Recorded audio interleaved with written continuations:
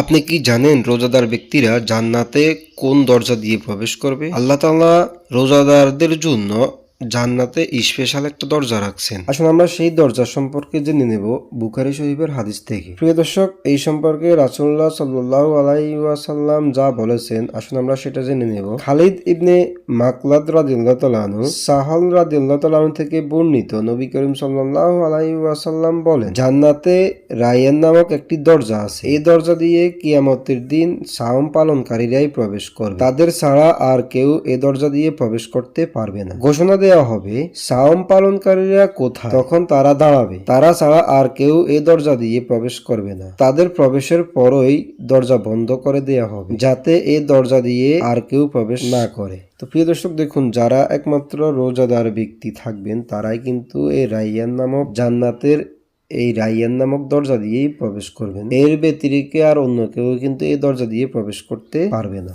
তো বন্ধুরা, আমরা অবশ্যই ইনশাআল্লাহ এই রায়্যান নামক দরজা দিয়ে প্রবেশ করার জন্য সিয়াম পালন করব। তাহলে আল্লাহ তাআলা আমাদেরকে এই রায়্যান নামক দরজা দিয়ে প্রবেশ করার অনুমতি দিবেন। প্রিয় দর্শক, সকলেই অবশ্যই ইনশাআল্লাহ ভালো থাকবেন। জাযাকাল্লাহু খাইরান।